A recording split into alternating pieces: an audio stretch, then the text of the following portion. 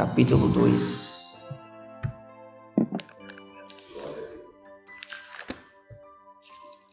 Primeira carta do apóstolo Pedro, capítulo de número 2.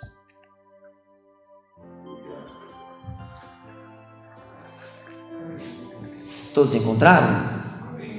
Vamos ler porque isso é lindo, isso é muito importante. 1 Pedro 2, versículo de número 9. Diz assim: Vós, porém, sois a geração eleita, o sacerdócio real, a nação santa, o povo adquirido, para que anuncieis as grandezas daquele que vos chamou das trevas para a sua maravilhosa luz. Glória a Deus. Irmãos, há um questionamento na vida do ser humano. Todo mundo se questiona, vez ou outra, momento ou outro, para que veio ao mundo? Todo mundo se questiona, vez ou outra, uma hora ou outra, qual que é o chamado? O que Deus tem preparado para nós? Todo mundo se pergunta, vez e outra, quem sou eu? Quais são as minhas qualidades? Todo mundo de vez em quando se sente diminuído. Todo mundo de vez em quando se sente menosprezado. Isso porque nós vivemos de comparação. A nossa vida é comparada, nós comparamos. Tem vários ditados comuns aí, né? A grama do vizinho é um pouco mais verde sempre. Porque a gente fica comparando a grama do vizinho. Mal percebe que a grama sua é melhor, porque é sua, a do vizinho não. Mas muitas vezes não só a nossa comparação, mas a comparação exterior, a comparação das pessoas conosco, nos diminui demais. E nós muitas vezes nos entristecemos, porque é muito comum que você se sinta menor do que os outros. Isso, na verdade, no tempo que nós vivemos, é o que tem causado muito mal, principalmente aos jovens. Aos jovens porque estão mais conectados, né? E ninguém fica por aí postando o que é ruim. Todo mundo posta o que é bom. Tira 50 fotos, escolhe uma, passa 50 filtros e aí coloca ela no Facebook. E aí aquela pessoa está linda, maravilhosa. Outro dia alguém brincou assim, encontrei uma pessoa na rua e a pessoa passou por mim e falou assim: você nem falou comigo na rua? E ele disse assim: é que eu não te reconheci. No Facebook você é diferente. Mas é importante que a gente saiba quem somos nós. Quem é você? Quem é você na fila do pão? Quem é você? Sabendo quem é você, você sabe qual o seu propósito. Sabendo quem é você, você sabe para que você tem que viver. Qual é a forma que você tem que viver. Então, para a pergunta, qual é o meu chamado? Tem que se fazer uma outra pergunta: quem eu sou? E o apóstolo Pedro responde essa pergunta nesse versículo. Ele está falando com um grupo de pessoas crentes. Ele manda a carta para um grupo de crentes que estão se espalhando, porque a região começa a sofrer uma perseguição. Não perseguição no sentido de que eles eram jogados aos leões, não ainda, não estava nisso ainda. Mas eles eram aqueles vizinhos que incomodavam. Os crentes eram aquelas pessoas que ninguém queria muito ter amizade. Eles sofriam uma perseguição psicológica. Eram jogados de escanteios, eram menosprezados. E aí, quando Pedro escreve essa carta, ele está cumprindo algo que Jesus tinha falado para ele. Jesus, certa vez, disse para Pedro o seguinte: Pedro, você, quando se converteres, anima os seus irmãos. Agora, tempos depois, Pedro convertido, pastor, muito bom pastor, um grande pastor, escreve essa primeira carta aos irmãos e ele está escrevendo para animar os irmãos. E ele começa a carta dizendo: olha, vocês, eu estou escrevendo para vocês, eleitos de Deus, contudo, vocês vão passar por algumas provações necessárias para provar a vossa fé, que é mais preciosa do que o ouro. Isso está no capítulo 1. E aqui no capítulo 2, depois de ter falado de outros assuntos, ele fala de algumas pessoas ruins que estão dentro da igreja, ou tentando entrar na igreja, e de pessoas que estão acusando os crentes. E aí ele fala assim: mas vós sois a geração eleita. Irmão, geração eleita. 4 coisas ele fala. Mas geração eleita, sabe o que quer dizer? Geração vem primeiro no sentido de que eles foram gerados de Deus. Nicodemos vai a Jesus durante a noite e fala assim: bom mestre, nós sabemos que você veio dos céus pelas coisas que você fala. E aí Jesus fala assim: Nicodemos, você não sabe nem o que você está falando. É necessário que você nasça de novo. E aí Nicodemos fala assim: mas como é que pode o homem, sendo velho, nascer outra vez? Você não está entendendo nada, Nicodemos. Quem é nascido da água é água, mas quem é nascido do Espírito, esse é gerado de Deus. É gerado de Deus. Nós somos gerados de Deus, porque o Espírito de Deus nasceu em nós. Nós nascemos de novo. Quando nós reconhecemos Jesus como nosso Salvador, nós somos gerados de Deus. Gerados. Geração com o sentido de que, quem já ouviu falar aqui? Olha, a geração passada, né? Ou então os mais velhos falam assim: essa geração de hoje em dia.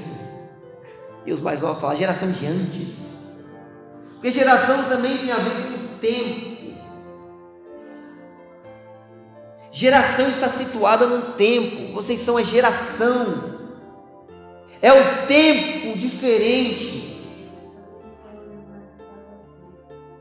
Esse povo de agora aqui que está na igreja é uma geração eleita.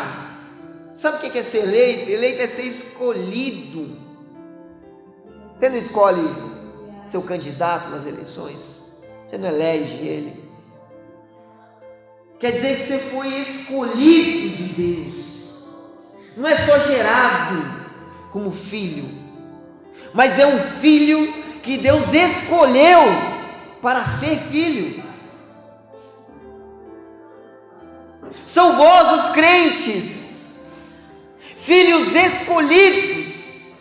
Não são filhos de acidente, mas foram escolhidos para ser filhos. Vocês são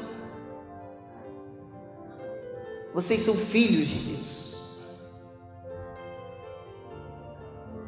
Irmãos, hoje em dia, um dos maiores maus deste século é a depressão. Sabe por que existe uma depressão? Porque existe uma opressão. no geral, grande maioria dos jovens que entram em depressão, a maioria, cerca de 80%, é por causa de problemas com os pais, porque não se sentem amados, se sentem filhos indesejados. Porque ouve o pai falar: esse filho só me dá trabalho, essa menina só me dá preocupação, você veio só para atrasar o nosso lado, você é um peso no nosso casamento. A gente só não separa por causa de você.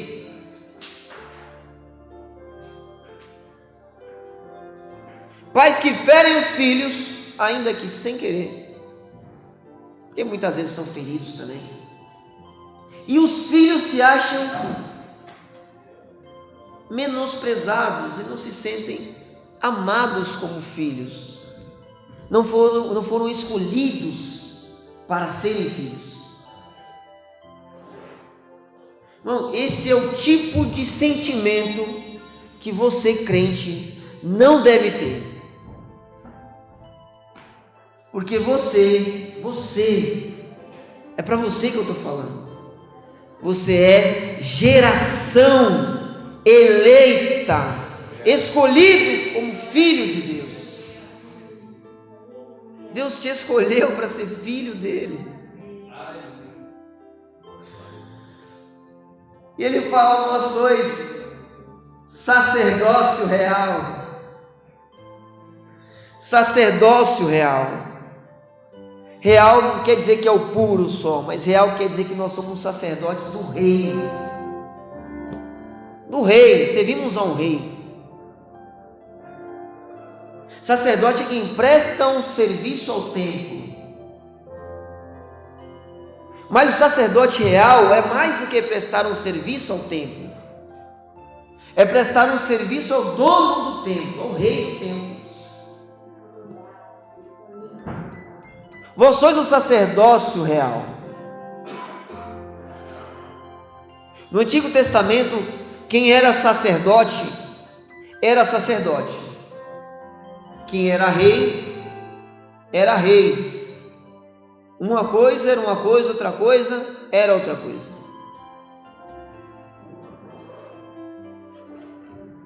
Mas nós temos um sacerdote que é rei. Nós temos Jesus, que ele é o sacerdote verdadeiro, o sacerdócio de verdade.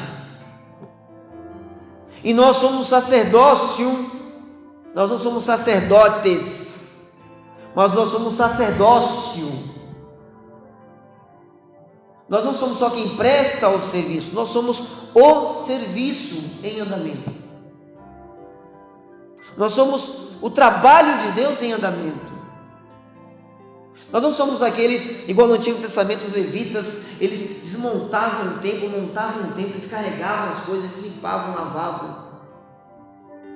Mas eles não eram o templo, eles arrumavam o templo, eles prestavam o serviço. Mas nós não. Veja bem, eu vou explicar de novo. Os levitas, eles prestavam o serviço, eles eram substituíveis. Saía um levita, entrava outro e fazia o mesmo serviço. Ele só prestava. Mas você não. Você é o serviço em andamento. Você é insubstituível. Deus não troca você para fazer o serviço. Deus tem você sendo o serviço. Ele levantou você para ser o serviço, para levar algo, para ministrar na sua casa, para ministrar na sua família, para ministrar no seu trabalho, para ministrar na sua rua.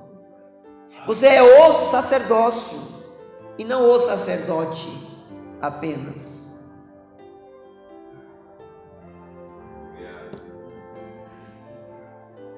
Êxodo capítulo 19, versículo 6, diz assim, 5 e 6: se ouvires a minha voz e guardardes as minhas palavras e a minha aliança, sereis minha propriedade e reino sacerdotal.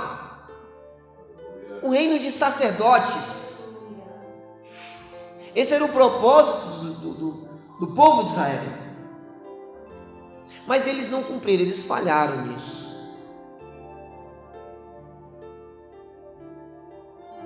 E eles eram substituíveis.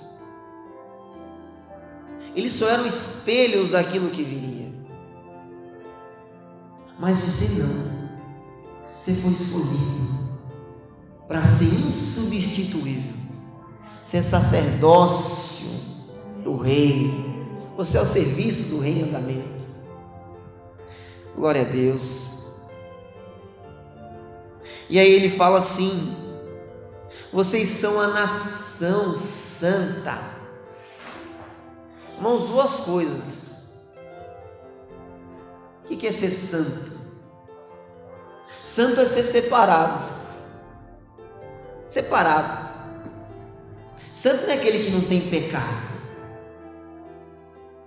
Quem é que já se sentiu um lixo?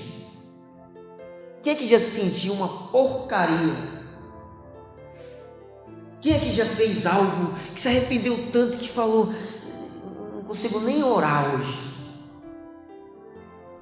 Pecador miserável que eu sou.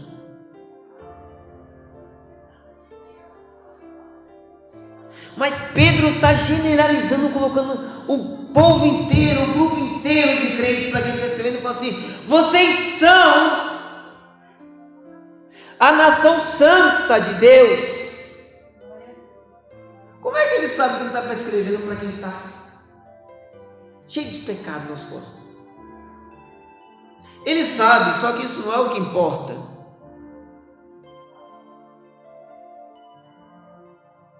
Ter pecado ou não, não é o que te define como santo. Não tem ninguém dentro da igreja que não peca. Tem quem vive no pecado, que é diferente. Se vive no pecado, não é de Deus. Mas quem peca e se arrepende, como é que você mede o nível de proximidade com Deus? Como é que você mede o nível de qualidade? No dia da ceia, como é que você vem se preparar para a ceia? Eu acho interessante quando a gente pensa em se preparar para cear, por exemplo. A forma que as pessoas pensam. Tem gente que dá um tempo, né? Purga por tempo. Nossa, essa semana eu cometi um pecado, não posso cear. Mas se fosse na outra semana eu podia. Como se o tempo fosse o que te deixasse limpo do pecado.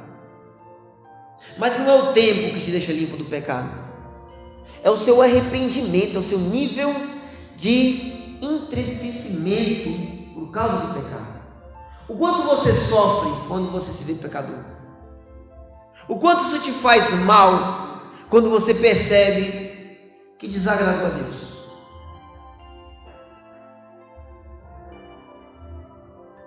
É assim que se mede se você está apto ou não a participar de uma ceia, por exemplo.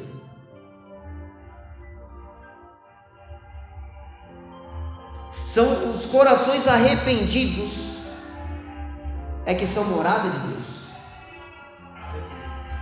Não é o tempo que purga, mas é o arrependimento por causa daquele pecado.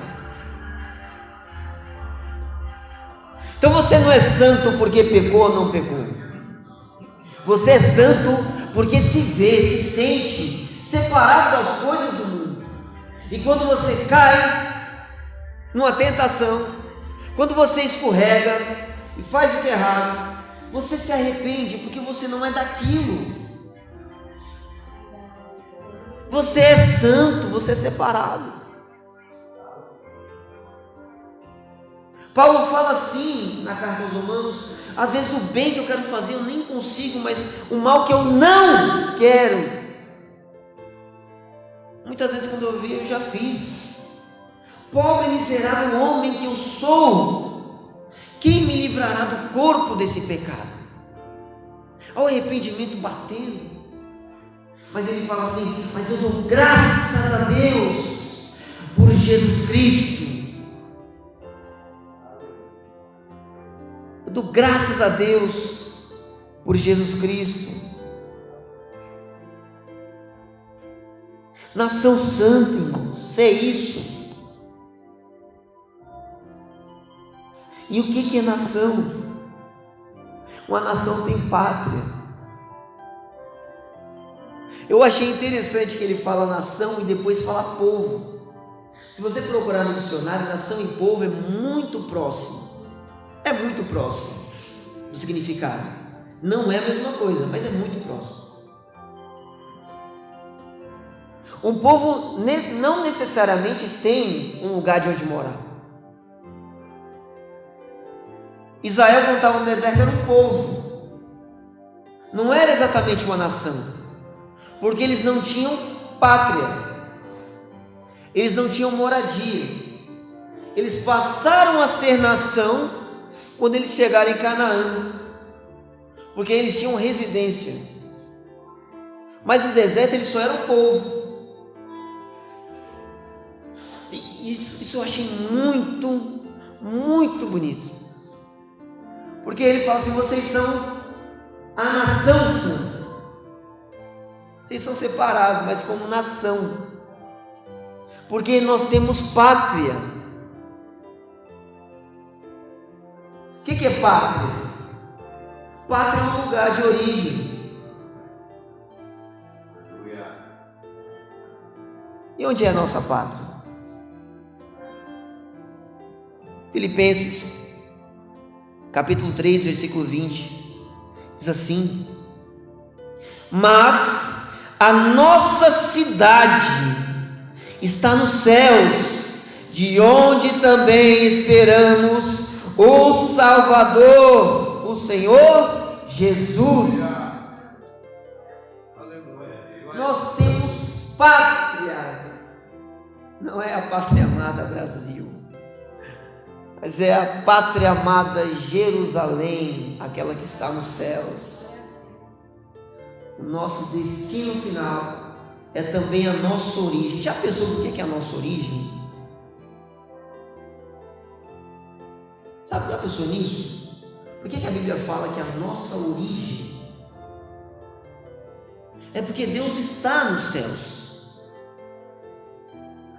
Ele nos fez dos céus enquanto Ele estava nos céus, e Ele nos fez dele, para Ele. É a nossa origem, é Deus. Mais do que o céu, a nossa origem é a presença de Deus. Deus nos fez, não foi só para um lugar, mas foi para Ele, para estar com Ele, aonde Ele está. Isso é lindo, irmãos. Isso é lindo. E aí sim Ele vai dizer: vocês são povo adquirido. Adquirido.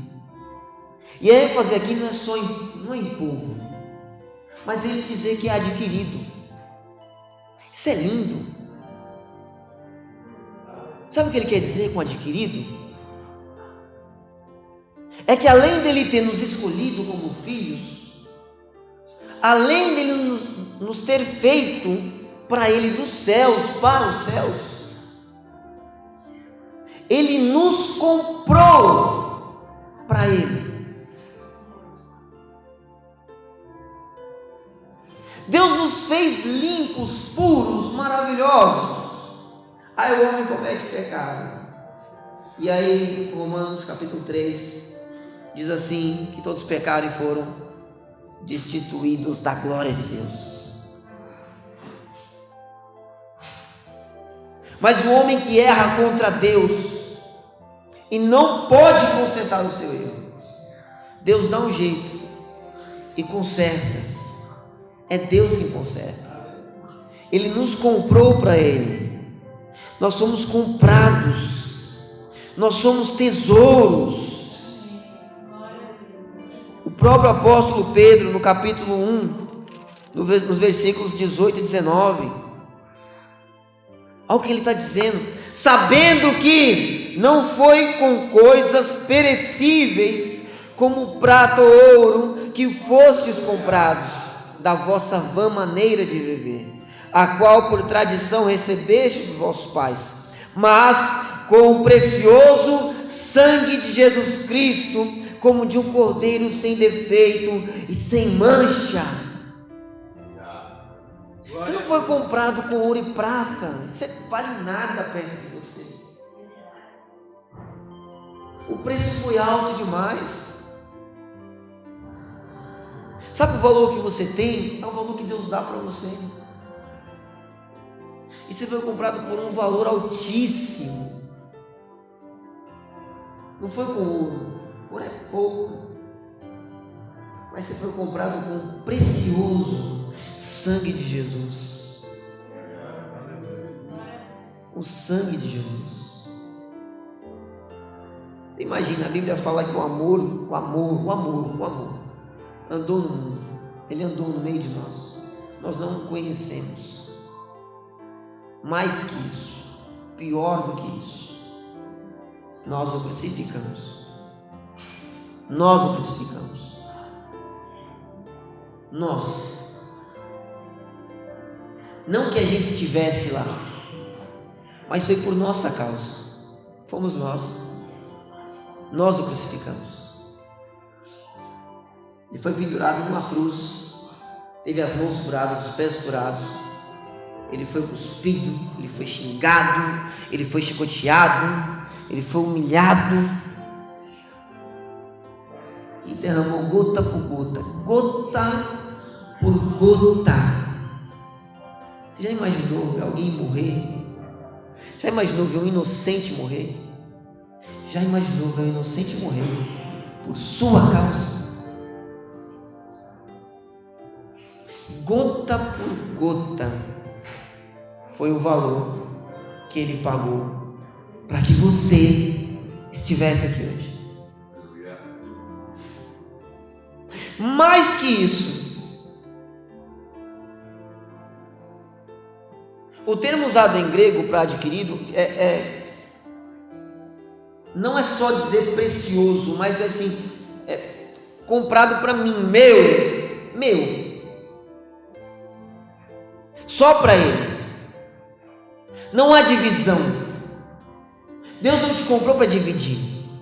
Deus te comprou para ele. Dele, só dele. Ele não divide com ninguém. Sabe, irmão, então às vezes eu vejo gente falando assim, crente falando assim, às vezes eu sinto que minha vida tem dias que parece que eu estou comendo pão que o diabo amassou. Parece que eu estou na mão do diabo. Não, você está na mão do diabo se você nunca tiver entrado na mão de Deus. Na mão de Deus é a mão de Deus. Você não vai para lugar nenhum. Ele comprou para ele. É dele. Ele guarda como um tesouro valiosíssimo. Valiosíssimo.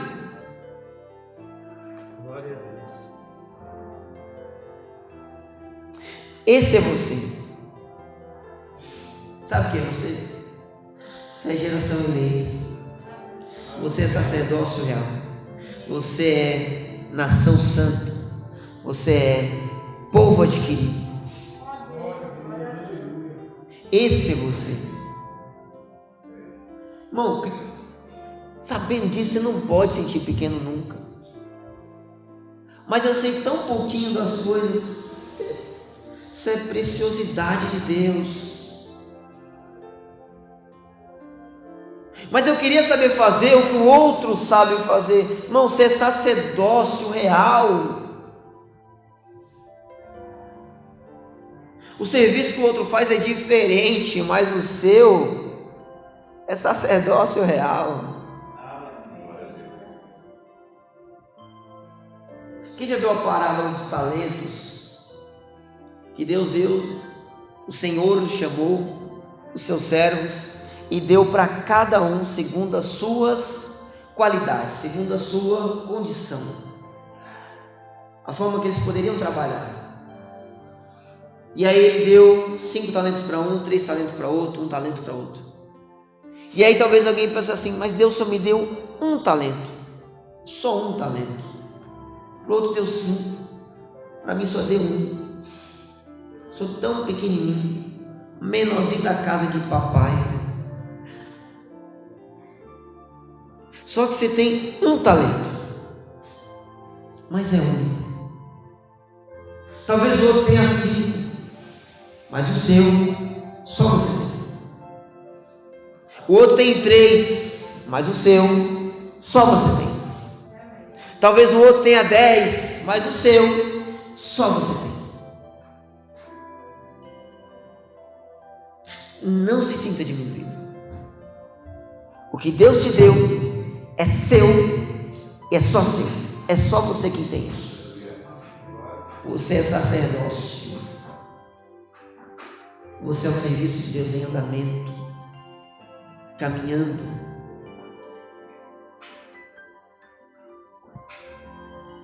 Agora, sabendo quem você é, agora dá para responder para quem você foi chamado. Qual você é chamado? Quer saber qual é? Está no texto. Vós, porém, sois a geração eleita, o sacerdócio real, a nação santa, o povo adquirido, para que anuncieis as grandezas daquele que vos chamou das trevas para a sua maravilhosa luz. Sabe para que serve tudo isso? Para que você seja um evangelista, um anunciante, para que você leve Deus para onde você, para que você leve Jesus para onde você, para que você anuncie as virtudes, as qualidades daquele que te tirou das trevas. As trevas não é só a escuridão, as trevas é o domínio do diabo, é aquele domínio que, sabe o que é engraçado das trevas? É que você não vê, você está em trevas. Quem está no domínio do diabo não vê, não percebe. Acha que é livre, não percebe, porque ele está em trevas. A Bíblia diz que o príncipe desse século cegou o entendimento de muitos. Eles estão em trevas, mas você não, porque Jesus te tirou das trevas para a sua maravilhosa luz. Para a sua maravilhosa luz. Para quê? Para que você anuncie as qualidades dele, as virtudes dele. Quais são as virtudes dele? Olha as virtudes desse que te chamou: homem de dores, experimentado no trabalho, mas ele levou sobre si as nossas enfermidades. O castigo que nos traz a paz estava sobre ele, e por suas pisaduras fomos sarados, sarados, sarados, sarados. Fomos sarados, sarados. Sabe que sarados é diferente de curados? Sabia disso?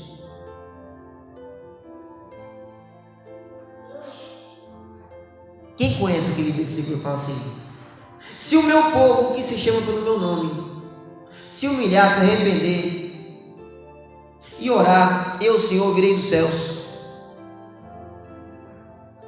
e sararei a sua terra. O que é um curado? Um curado é alguém que estava com uma enfermidade e a enfermidade não está mais, só que ela pode voltar. Você já deve ter sido curado de uma dor de cabeça, mas depois você teve dor de cabeça de novo, não é? Mas você foi curado, só que ela voltou. Mas quem já viu uma terra infértil, que nada nasce, Não tem como curar uma terra. Mas Deus fala assim: eu sararei a sua terra. Uma terra infértil que passa a ser fértil, ela é fértil para sempre. Então Deus, Ele não é nos curar, mas pelas suas pisaduras nós somos sarados. Quer dizer que a mudança veio para sempre, para sempre, para sempre, para sempre, para sempre. Por suas pisaduras nós somos sarados. Essas são as virtudes daquele que nos chamou. É isso que você é para isso que você foi chamado. Amém? Glória a Deus. Que Deus abençoe os irmãos. Que você não se esqueça disso. Guarde essas palavras no seu coração. Não seja diminuído, nem pelo que você vê, nem pelo que os outros falam. Mas lembre-se do que Pedro fala. Vós sois preciosidade de Deus. Para quê? Para fazer um serviço aí. Amém?